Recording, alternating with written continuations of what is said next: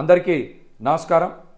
కేంద్ర హోంశాఖ మంత్రి అమిత్ షా గారు ఈ రాష్ట్రానికి రావడం చాలా ప్రాధాన్యత సంతరించుకునేటువంటి అంశం. ఎందుకంటే రాష్ట్రంలో ఎన్డీఏ అధికారంలో ఉంది, కేంద్రంలో కూడా ఎన్డీఏ అధికారంలో ఉంది. మరి ఇటువంటి తరుణంలో అమిత్ షా గారు ఆంధ్రప్రదేశ్కి వస్తే అనేక సమస్యలకి పరిష్కారం చూపుతారని, ఈ రాష్ట్ర అభివృద్ధికి వరాల జల్లు కురిపిస్తారని రాష్ట్ర ప్రజలందరూ కూడా ఆశగా ఎదురు చూశారు. కానీ జరిగింది ఏంటి? చంద్రబాబు నాయుడు గారు మాట వస్తే నాకు 40 సంవత్సరాల అనుభవం ఉందని చెప్తారు. మరి అమిత్ షా గారు వచ్చినప్పుడు మీరు చర్చించాల్సినటువంటి అంశాలు ఏంటి? అమిత్ షా గారు రాకని ఈ రాష్ట్ర అభివృద్ధి కోసం ఏ విధంగా ఉపయోగించుకున్నారు మీరు? దీనికి రాష్ట్ర ప్రజలకు సమాధానం చెప్పగలరా? రాష్ట్ర విభజన జరిగి 11 సంవత్సరాలు అవుతా ఉంది. మరి ఈ 11 సంవత్సరాల్లో అనేక సమస్యలు ఇంకా పెండింగ్లో ఉన్నాయి. గతంలో జగన్మోహన్ రెడ్డి గారు అధికారంలో ఉన్నప్పుడు కేంద్రంలో ఎన్డీఏ అధికారంలో ఉంది. కానీ ఈ రోజున ఆంధ్రప్రదేశ్లో ఎన్డీఏ ఉంది, కేంద్రంలో కూడా ఎన్డీఏ అధికారంలో ఉంది.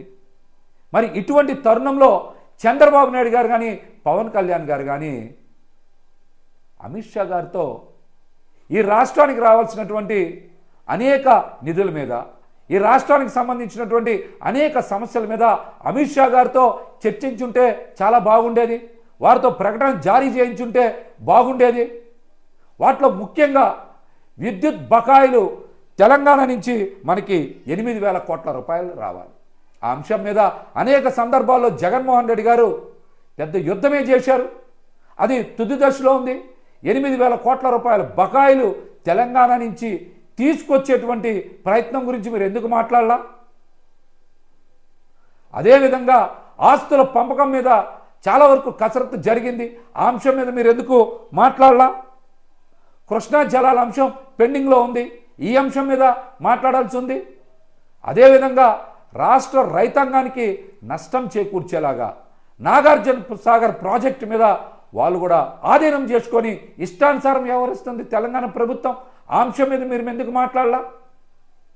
ఈ అంశాలన్నీ వదిలేసి ఎంతసేపు జగన్మోహన్ రెడ్డి గారి వ్యక్తిత్వాన్ని తక్కువ చేసేలాగా, ఇబ్బంది పెట్టేలాగా మాట్లాడడానికి అమిత్ షా గారు ఏమన్నా ఆంధ్రప్రదేశ్కి వచ్చారా?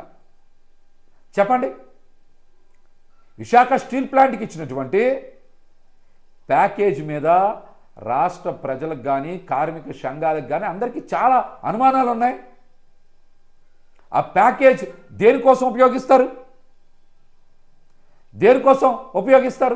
కనీసం విశాఖ స్టీల్ ప్లాంట్ ప్రైవేటీకరణ చేయమని కానీ, సెయిల్లో విలీనం చేస్తామని కానీ, క్యాప్టివ్ మైన్స్ కేటాయిస్తామని కానీ ఎందుకు అమిత్ షా గారితో కూడా నిన్న ప్రకటన చేయించలేకపోయారు?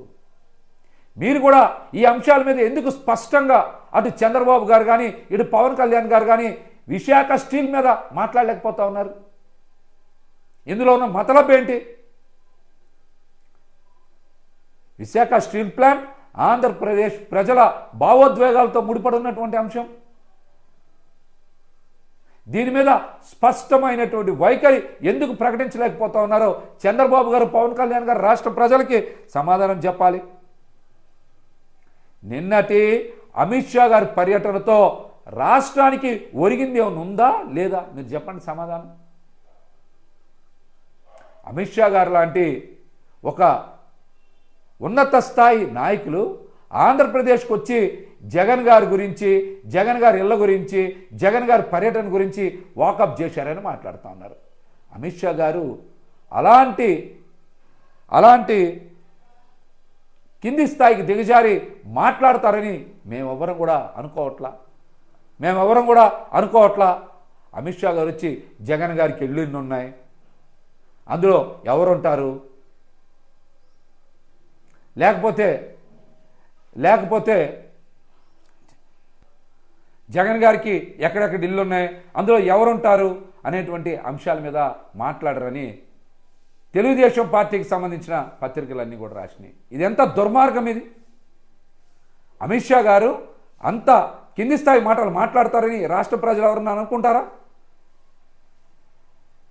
అమిత్ షా గారు పోని వచ్చి ఎక్కడున్నారు? చంద్రబాబు గారి నివాసం ఈరోజు అక్రమ నిర్మాణం కాదా? మొన్న బుడమేరు వరదలకి మునిగిపోలేదా? పోనీ అవి చూపించాల్సింది. అమిత్ షా గారు కూడా వచ్చింది చంద్రబాబు నాయుడు గారి ఇంటికే కదా. ఎంతవరకు నీళ్లు వచ్చాయి, ఎంతవరకు మునిగిపోయింది, ఎంత బురదని వీళ్ళు బయటికి తీశారు, ఇట్లాంటి అంశాల మీద చర్చ చేస్తే బాగుండేది. జగన్మోహన్ రెడ్డి గారికి హైదరాబాద్లో ఉన్న, బెంగళూరులో ఉన్న, తాడేపల్లిలో ఉన్న అందరూ నేరుగా ఆయన నివాసానికి చాలామంది పార్టీ నాయకులు, కార్యకర్తలు వెళ్తారు. అక్కడే అన్ని సమావేశాలు జరుగుతాయి. చాలామంది పెద్దలు వెళ్ళినప్పుడు కూడా జగన్మోహన్ రెడ్డి గారి ఇంట్లోనే ఆతిథ్యం స్వీకరించారు. మీరు మాత్రం ఇష్టానుసారం అబద్ధాలు మాట్లాడతారు, ఇష్టానుసారం అబద్ధాలు మాట్లాడతారు. నలుగురు ఉండడానికి ఒక 5-6 బెడ్రూమ్లు ఇల్లు ఉంటుంది జగన్మోహన్ రెడ్డి గారికి, అంతేగాని 100 గదులు ఉన్నాయి. ఇలాంటి ఇష్టానుసారమైనటువంటి అబద్ధ ప్రచారం ఇంకా ఎన్నాళ్ళు చేస్తారు చెప్పండి? ఇంకా ఎన్నాళ్ళు చేస్తారు ఇటువంటి అబద్ధం? ఇది మంచి పద్ధతి కాదు. అమిత్ షా గారు లాంటి వ్యక్తి ఆంధ్రప్రదేశ్ వచ్చినప్పుడు ఈ రాష్ట్ర ప్రయోజనాల గురించి చర్చ చేస్తే బాగుండేది, వాటి గురించి స్పందిస్తే బాగుండేది. ఇవేం మాట్లాడకుండా అమిత్ షా గారి గురు వచ్చి జగన్మోహన్ రెడ్డి గారి గురించి మాట్లాడరని మీరు పతాక శీర్షికన మీరు కనుక రాతలు రాస్తే ప్రజలు అట్లను పట్టించుకునేటువంటి పరిస్థితుల్లో లేరని కూడా ఈ సందర్భంగా తెలియజేస్తా. జగన్మోహన్ రెడ్డి గారి లాగా చంద్రబాబు నాయుడు గారు కూడా హైదరాబాద్లో వారు కట్టుకున్నటువంటి ప్యాలెస్ లాంటి ఇంట్లోకి ఏ రోజన్నా రాజకీయ నాయకుల్ని, కార్యకర్తలను తీసుకెళ్లారా? అలాంటి విలాసవంతమైనటువంటి భవనంలోకి ఏ నాయకుడికైనా, కార్యకర్తకైనా సరే ఇంతవరకు ప్రవేశం కల్పించారా? జగన్మోహన్ రెడ్డి గారి కార్యక్రమాలన్నీ కూడా వారింటి దగ్గరే కదా జరుగుతూ ఉన్నాయి.